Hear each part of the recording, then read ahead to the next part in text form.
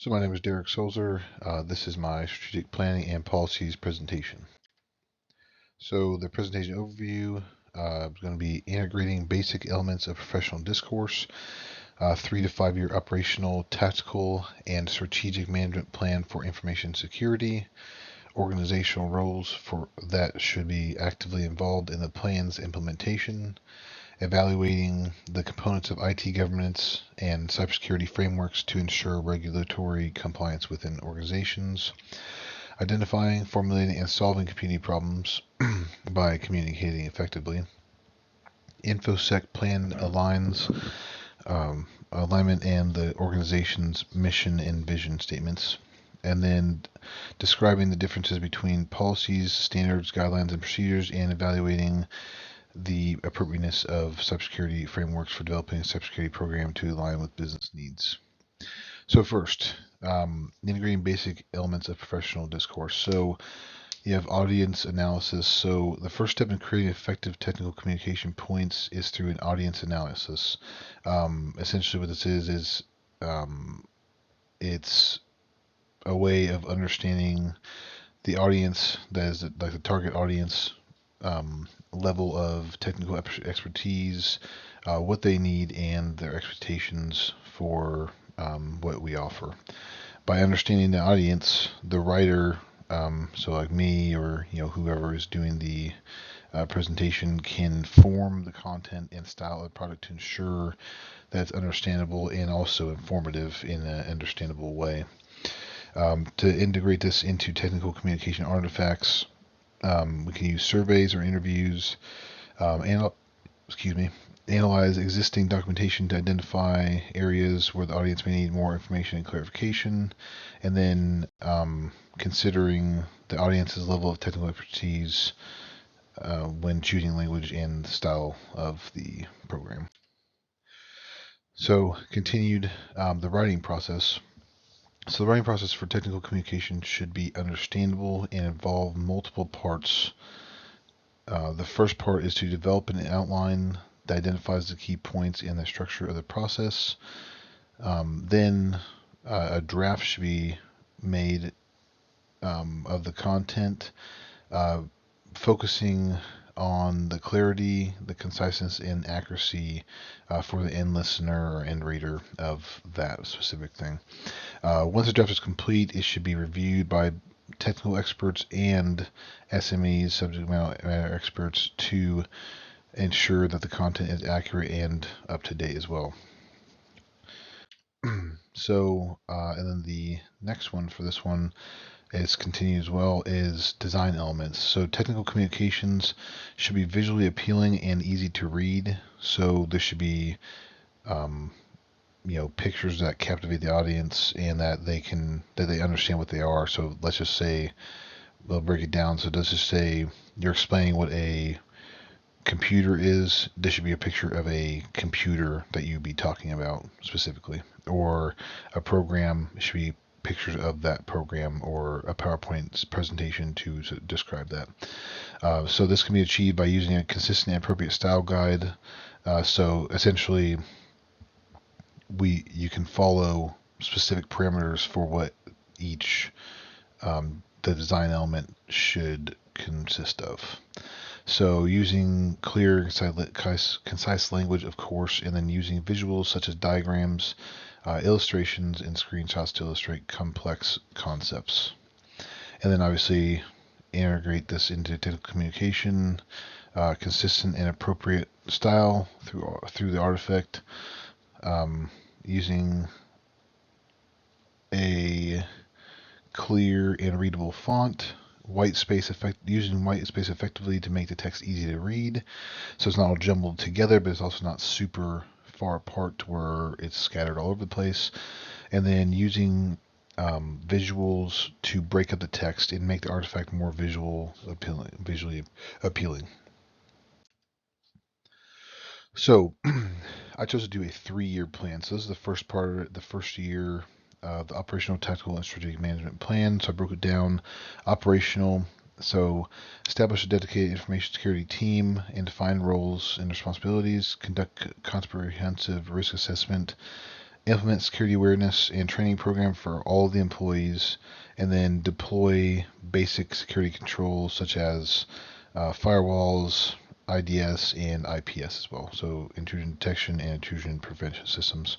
Tactical, deploy a next generation firewall to provide advanced threat protection, implement a secure web gateway SWG to filter web traffic and protect against malware and phishing attacks, implement an endpoint detection and response solution to detect and respond to threats on endpoints, and then implement a data encryption solution to protect sensitive data at rest and in transit. And then the strategic, develop a long-term information security strategy aligned with the organization's overall business goals, of course. Establish a security budget, and then build relationships with key stakeholders such as senior management, legal, and human resources, and other key management stakeholders as well. So this is year 2. So operational, conduct regular security audits. So we're just continuing after the implementation process. We are continuing and conducting regular security audits and penetration testing to identify and address vulnerabilities. Implementing DLP, data loss prevention solutions to protect sensitive data. Implement mobile device management. And then implement cloud security strategy to protect cloud-based assets, since working from home and cloud is a huge thing, a huge asset for us nowadays. But also it opens up a larger attack surface, so we have to be more diligent on protecting that as well.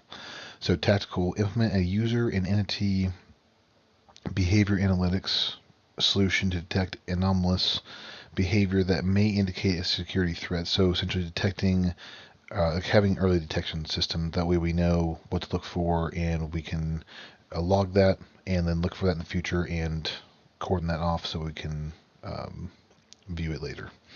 So implement a security orchestration, automation, and response SOAR platform, and then implement a vulnerability management solution to scan for and remediate vulnerabilities on a regular basis.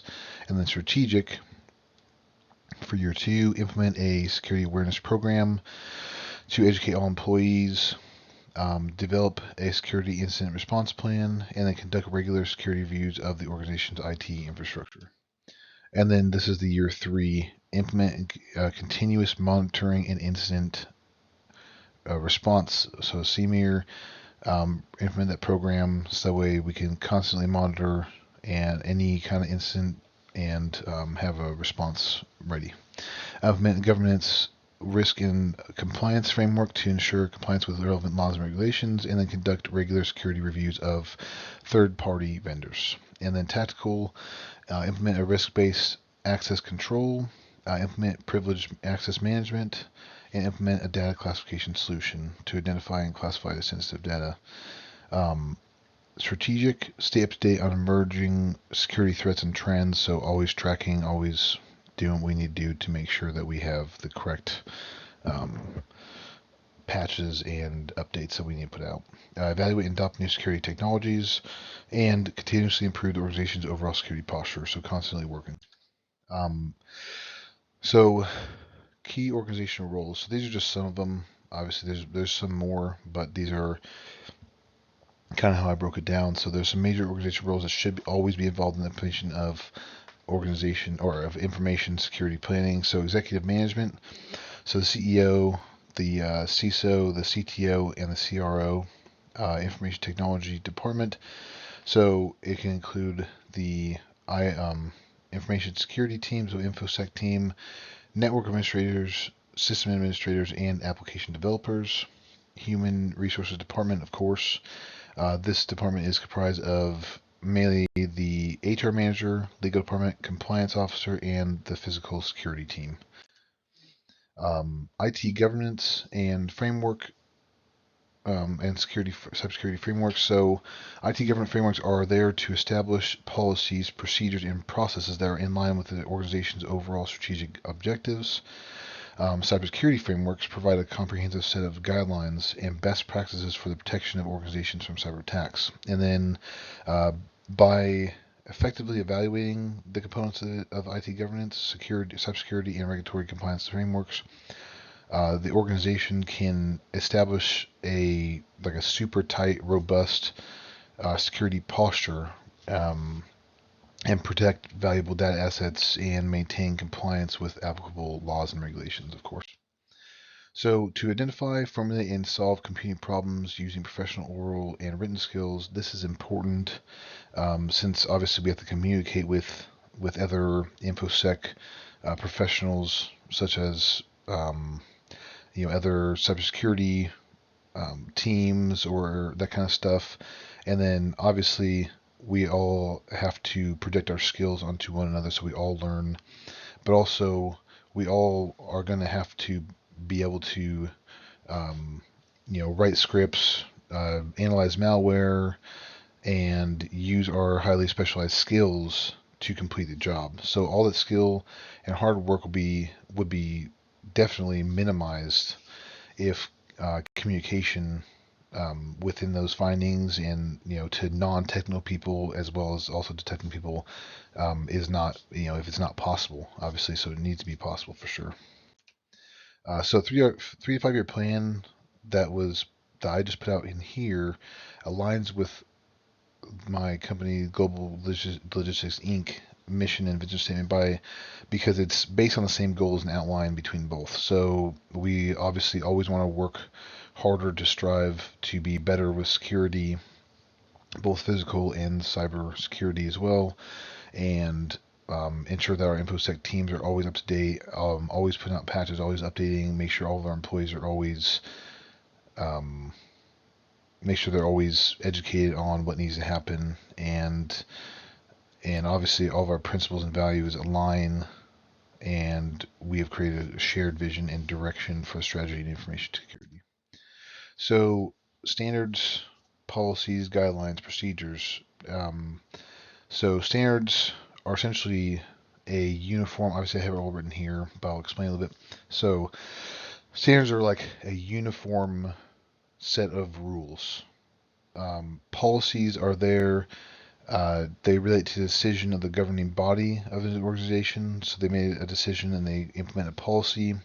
Guidelines. So guidelines, you follow the guidelines, and obviously you should definitely always follow the guidelines. But there's other ways to get to the standard. So the standard is like top of the line. Like you want to meet the standard or go above and beyond the standard. So if we're stopping 100 attacks a day, we really want to stop 200 attacks a day if there's 200 attacks a day. So the procedures, a procedure is essentially like a standard operating procedure, so SOP. So what we would do on a daily basis. So the difference between these is that the standards is like the highest, policies is next to that. So they know that these function on day-to-day operations. Guidelines do as well, but they're also followed by procedures, and then so on and so forth. And then cybersecurity frameworks, such as the NIST framework, is very important for cybersecurity programs to thrive in daily operations.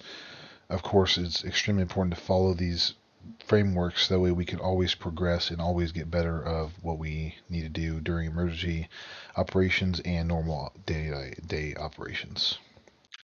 And this is the resource page, and that is it. Thank you.